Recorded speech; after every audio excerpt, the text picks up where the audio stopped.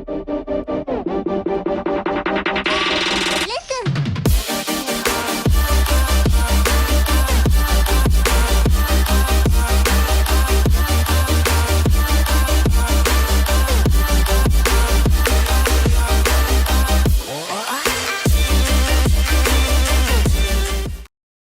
morning and welcome to InstallerSHOW 2025 here at Birmingham NEC. We are on day 3, the home stretch now as we head for home in hopefully a few hours time. But in the meantime, we're going to continue our series of video casts here live from the Bickley studio. Today we are speaking to our good friends at Mira. Introduce yourself, what do you do and why are you here? Yeah, thanks Damian. So my name's Dan, I manage our installer communications at Mira. Been with the company just coming up 9 years now. Super.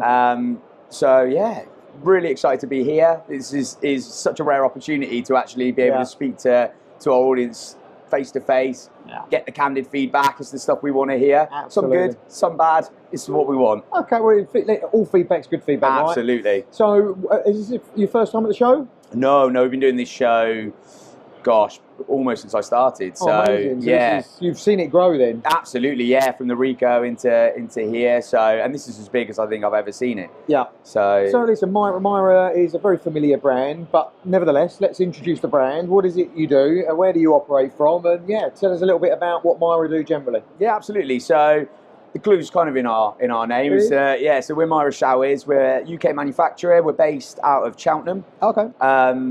We have a facility up in Hull that does all of our sort of trays and closures. All of our showers are done in the Cheltenham facility. Yeah. And we've recently just expanded out into Worcester. So we've got our national distribution centre in Worcester. Very good. So yeah, it was a massive undertaking, but it's incredible now. So we can pull everything from our different sites into one location. Really helps with our supply out to our customer base. Got it.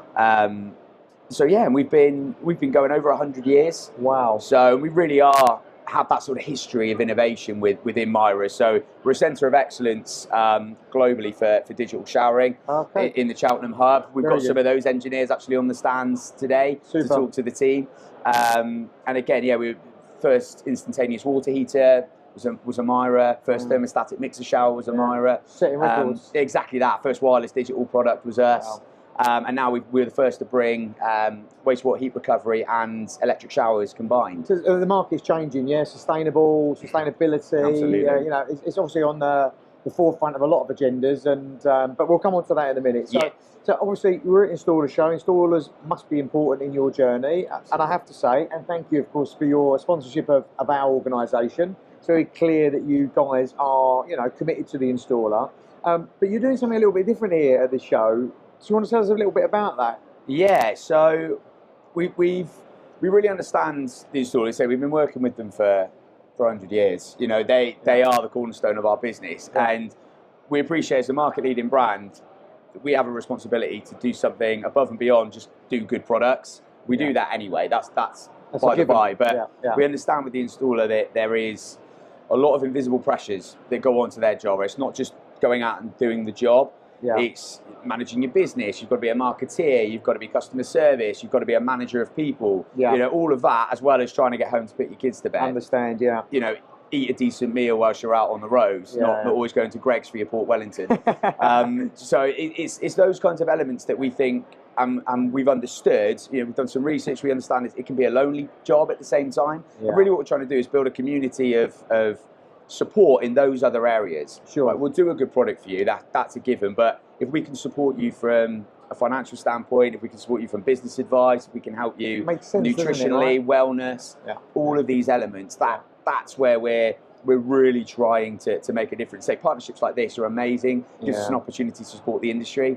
We recognise the skill gap. We recognise what's going on, and that's where we're trying to support. We value them, and hopefully they'll start to feel that. But that's a big shift for manufacturers, because, you know, manufacturers traditionally, we've spoken to a lot of them. To be fair, the people that we've spoken to today are all supporters of ours, so that they are, you know, I guess, invested in installations. They understand installations and installers really, really well. But a lot of manufacturers out there don't really associate themselves necessarily with installations, even though their product is going to be fitted by someone. And I just find that really crazy. Why do you think the swing has happened for you guys then, and how how sort of recent has that been? Has it been something that you've been kind of focusing on over the last few years, or has it always been a thing with your business? I mean, and it's okay if it hasn't, by the way, because you know. No, I do think it's changed. Yeah. I think the world's changed. Yeah. I don't think these sort of pressures have always been there, but I think they have definitely accelerated over time, and I think we see it. You know, we've got 56 engineers out on the road daily that suffer this. Whilst they're part of our brand, they're out doing customer visits, they're seeing the world. So we're impacted it the same way. And I think it's over the last few years, we've really noticed that those pressures are almost taking over a little bit. And whilst, yes, we were still going to provide product and still do that, there's a whole shift from the entire business to say we need to tackle this, we need to do something. And it's really just been over the last few years, I think we've really started to make that shift, less from we'll sell you a product, more to we're just here to support you now. You know, we'd like to think you'd buy us anyway for the quality. So it's above and beyond, what can we do for you now? How do we give you a bit of community? How can we support you? Those other elements.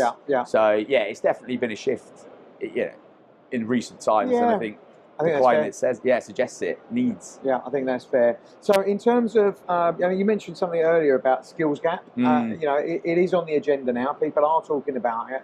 I guess a lot of businesses are feeling it. Would you say I know you're aware of it because you spoke about it, but is it something that the business is feeling?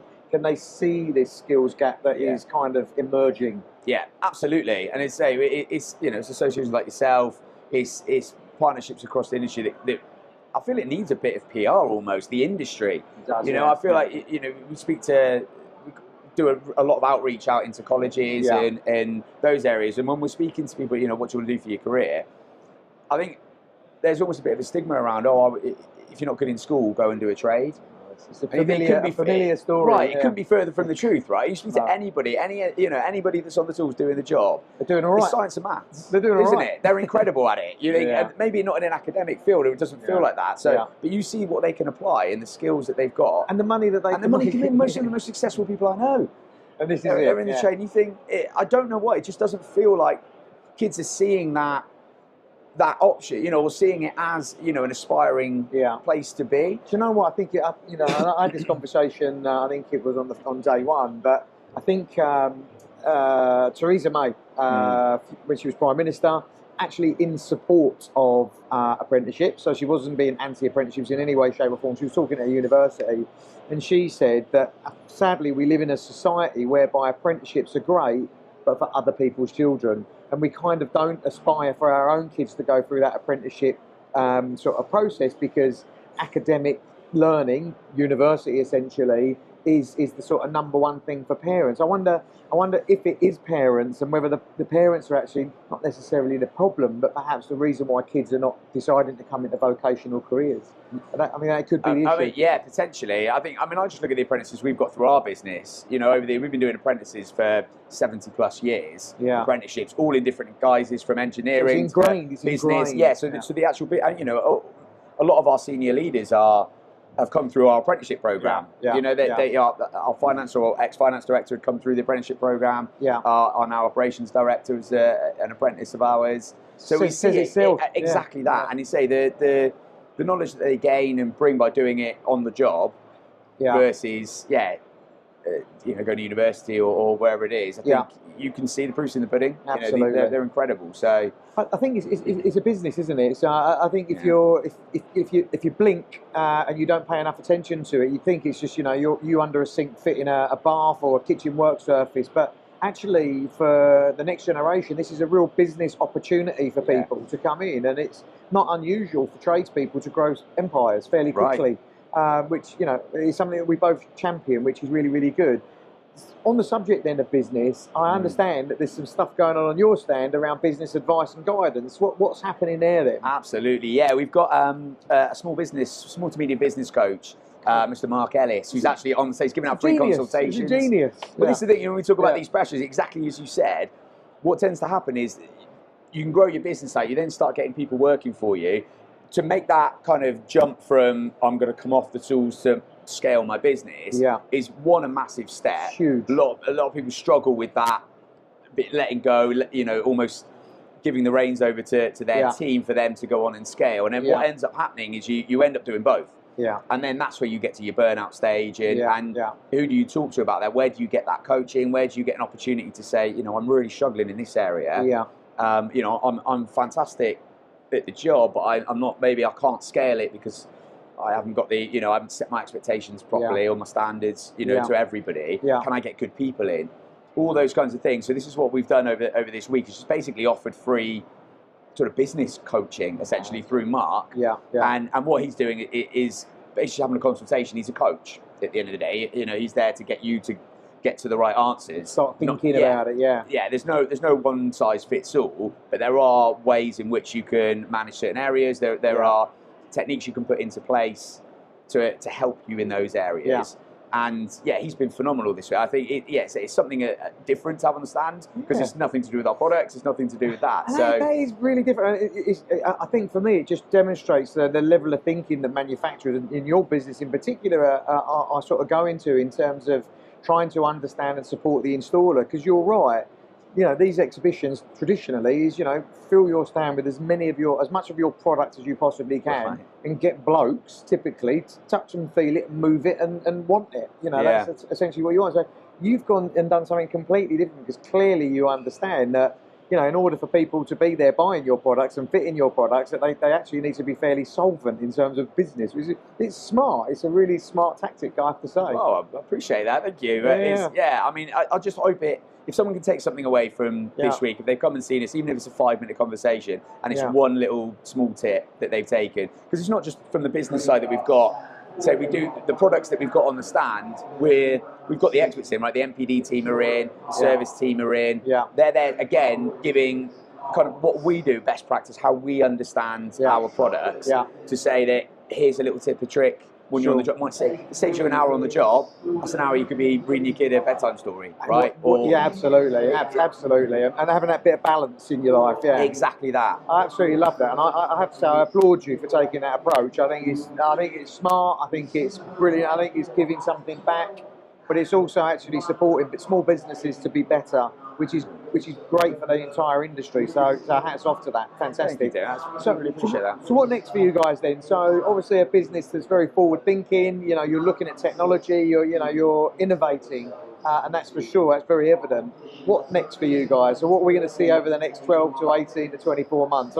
And I know that's a big question because we're in a busy world, right? But what we got on the horizon? I say, kind of current climate permitting, you know, our plan is to continue to support, continue to drive these tips, these tricks, these hints, how to balance life, master business, those sorts of things. I think looking further down the line, it's then addressing the skills gap. I think that's where I think we need to look at the next generation coming through. How do we kind of take the ethos that we've got around us and really start to make impactful change within that, support the industry. I'd love to see us doing more actually in colleges. Again, you know, we look at our local colleges. We provided product to all of our local colleges for their workshops to actually work on live product. And you go around and you see they're so underfunded. You know, they don't have the product. You know, they might be using the same shell they've had for 10 years to do their whole wall modules on or something like that. And even just things like that, if we can change a few of those. To help give that experience whilst you're in the colleges. I think one of the problems that we sometimes face in this industry is that we look at the big problem, but actually breaking it down into smaller pieces, as you are doing. You know, you're not planning on putting new product in every single college in the country, but you're focusing on your area. If everybody did a bit of that, then we'd fix it, right? And I think that's that's a really smart tactic. It's steps, isn't it? You can't. You're never going to do it overnight, but and things change so quickly. So it's just absolutely. Absolutely. Listen, well, it's been an absolute pleasure talking to you today. Thank you very much. I really do. And we're in a relationship, and there's much to do between us. Lots for us to cover. I will ask you one question before you go, though. So, of your Industries Institute, and that is us, what would you like to see us doing over the next 12 to 18 to 24 months? Do you know what? I'm putting you on the spot there. I don't think it's. I think what you do, the reason we partner with you is you're doing the right things. I just want to do more with you. I think it's not what you need to do. It's we need to do more with you. We need to be more involved in your panels and your talks, things like this. Fantastic. Just being able to be in conversation more. I agree. And I think, and again, you know, as we're looking, is this partnership continues, that's what I want to be doing. Yeah, Is being more involved in those discussions and well, those. You've got the platform. We want you, and we want more of this content because we understand that certainly our stakeholders, our audience, you know, video content is definitely what people want now. We all live busy lives, and we spend a lot of that, don't we? So yeah, we're going to embrace that, and this is just the beginning of it. But again, thank you very much for your time today, and thanks everybody for watching. We've got a few more sessions later on today. All of this will be available on our YouTube channel, Big B TV. Or via our social media outlets on right across the various different social media outlets that we work on. But thanks for joining us, and we'll speak to you soon.